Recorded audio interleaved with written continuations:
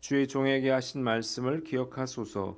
주께서 내게 소망을 가지게 하셨나이다. 이 말씀은 나의 고난 중의 위로라. 주의 말씀이 나를 살리셨기 때문이니이다. 교만한 자들이 나를 심히 조롱하였어도 나는 주의 법을 떠나지 아니하였나이다. 여호와여, 주의 옛 규례들을 내가 기억하고 스스로 위로하였나이다. 주의 율법을 버린 악인들로 말미암아 내가 맹렬한 분노에 사로잡혔나이다. 내가 나그네 된 집에서 주의 율례들이 나의 노래가 되었나이다. 여호와여, 내가 밤에 주의 이름을 기억하고 주의 법을 지켰나이다. 내 소유는 이것이니 곧 주의 법도들을 지킨 것이니이다. 여호와는 나의 분깃이시니 나는 주의 말씀을 지키리라 하였나이다. 내가 전심으로 주께 간구하였사오니 주의 말씀대로 내게 은혜를 베푸소서. 내가 내 행위를 생각하고 주의 증거들을 향하여 내 발길을 돌이켰사오며 주의 계명들을 지키기에 신속히 하고 지체하지 아니하였나이다. 악인들의 줄이 내게 두루 얽혔을지라도 나는 주의 법을 잊지 아니하였나이다. 내가 주의 의로운 규례들로 말미암아 밤중에 일어나 주께 감사하리이다. 나는 주를 경외하는 모든 자들과 주의 법도들을 지키는 자들의 친구라.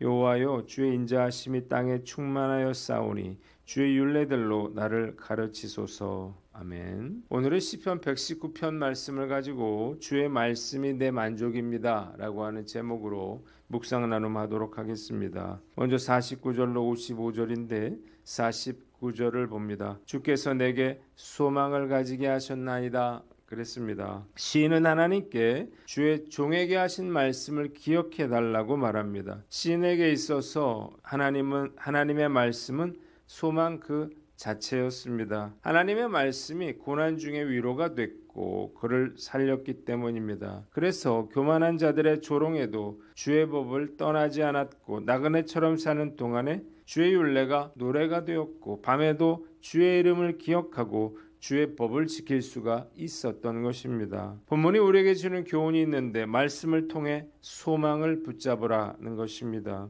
시인은 고난을 당하고 혹독한 조롱을 당해도 낙심하지 않았습니다. 주님의 말씀이 그에게 소망을 주었기 때문이에요. 그래서 시인은 고난의 깊은 밤에도 주의 이름을 기억하며 주의 법을 지킬 수가 있었습니다. 밤이 깊을수록 주의 말씀을 붙잡아야 한다는 사실을 깨달으시기를 바랍니다. 그래야만 무너지지 않을 수가 있습니다. 낭망이 되고 눈앞이 캄캄해지면 고개가 저절로 숙여집니다. 소망이 없기 때문이에요. 그러나 하나님은 우리의 얼굴을 들게 해 주십니다. 기가 막힌 웅덩이와 수렁에서 우리를 건져주시기 때문이에요. 만일 이렇게 낭망하고 두려워할 때 신앙생활이 전혀 도움이 되지 않는다면 도대체 그렇게 열심히 신앙생활해야 할 이유가 무엇일까요? 시편 50편 15절에 환난 날에 나를 부르라 내가 너를 건지리니 내가 나를 영화롭게 하리로다 라고 했습니다. 하나님은 환난 날에 부르짖는 우리의 기도를 들으시고 우리를 건지시고 우리를 영화롭게 하시는 분이십니다. 하나님은 귀머거리가 아니고 바보가 아니며 하나님은 거짓말쟁이가 아니세요. 반드시 부르짖는 기도에 응답하시고 우리를 건져 주실 것입니다. 하나님이 우리를 천국으로 부르실 작정이 아니라면 우리의 질병도 가난도 자녀 문제도 때가 되면 다 벗어나게 해 주실 것입니다. 우리 하나님은 반드시 약속을 지키시는 분이시기 때문이에요. 그러니까 가난이 문제가 아닙니다. 실패가 문제가 아닙니다. 문제는 소망이 있느냐 없느냐 하는 거예요. 아무리 가난한 사람이라도 조금만 참으면 부자가 될 수 있다는 확신과 소망이 있다면 절대 낙심하지 않을 것입니다. 죽을 병에 걸린 사람이라도 나을 것이라고 하는 확신이 있다면 두려워할 이유가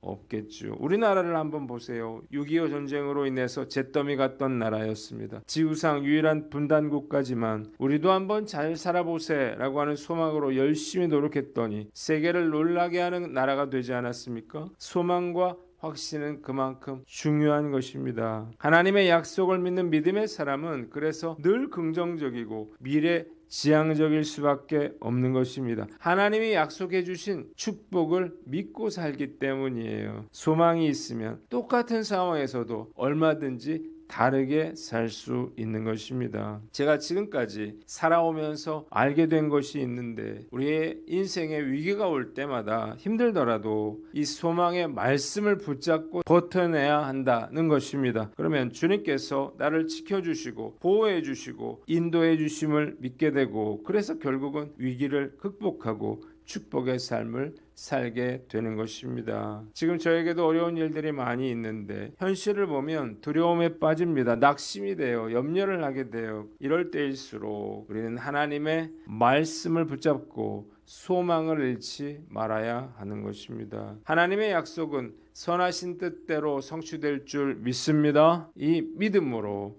어려운 상황을 잘 극복해내는 저와 여러분들 되시기를 바랍니다. 두 번째, 57절로 61절인데 57절을 봅니다.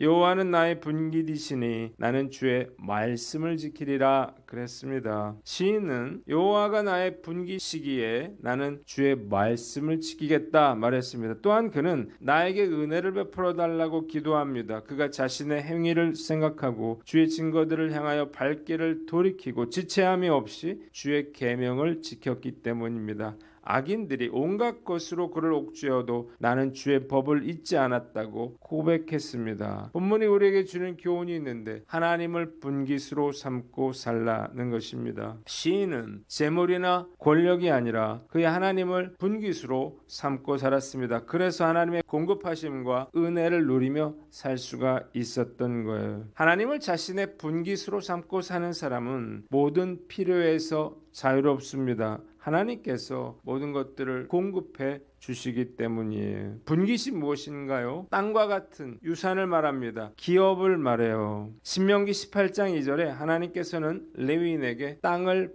분깃으로 주시지 않으셨습니다. 이유가 무엇인가요? 하나님께서 레위인들의 분깃이 되어 주셨기 때문이에요. 레위인들은 땅을 기업으로 받지 못했기에 오직 하나님의 돌보심을 믿고 맡겨주신 사역에 최선을 다해야만 했습니다. 제가 1998년도 12월에 사표를 낸 이후부터 지금까지 하나님을 분깃으로 삼고 살아왔습니다. 신대원에 처음 입학을 했는데요. 그때부터 월급 없이 살려고 생각하니까 정말 아찔하더라고요. 그러나 놀라운 사실은 지금까지도 부족함 없이 살아올 수가 있었다는 것입니다. 물론 재정적으로 어렵지 않았던 적은 한 번도 없었어요. 그러나 하나님의 도우심으로 어떻게든 먹고 살아왔습니다. 정말 신기하고 감사한 일이에요. 그러나 하나님은 목회자들뿐만 아니라 당신의 사랑하는 자녀들의 모든 필요를 공급해 주시는 분이라는 사실을 깨달으시기를 바랍니다. 평신도들 역시 생업이 아니라 하나님을 그들의 분깃으로 삼고 살아야 하는 거예요. 우리가 언제까지나 직장 생활을 할 수 있는 건 아니잖아요.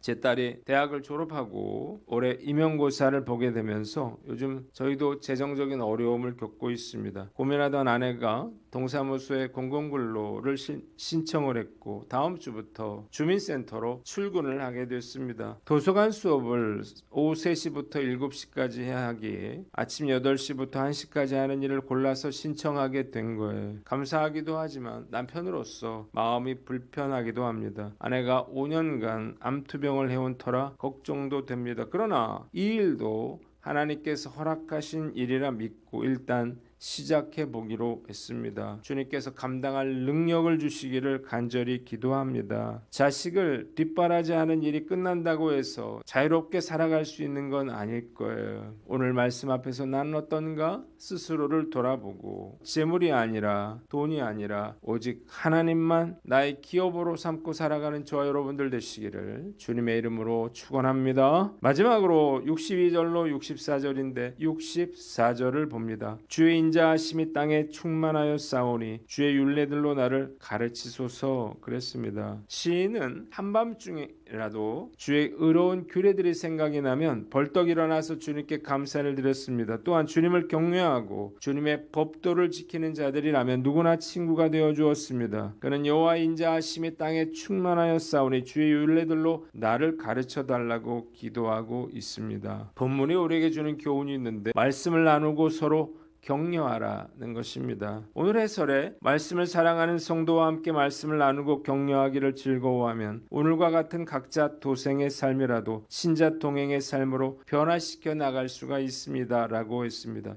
정말 맞는 말이에요. 모든 그리스도인에게는 하나님의 말씀을 나누고 서로 격려할 믿음의 친구들이 필요합니다. 힘든 세상에서 믿음의 사람들의 격려와 위로는 대단한 힘을 발휘합니다. 그만큼 우리 사회가 치열한 경쟁 속에서 서로 부대끼며 살고 있기 때문입니다. 이럴 때 누군가가 전해주는 위로와 격려의 말씀은 정말 큰 힘이 되겠죠. 고난당하는 자들에게 하나님의 말씀은 정말로 큰 위로와 격려가 되는 것입니다. 코로나 이후에 우리 교회 순모임이 어려움을 겪고 있습니다.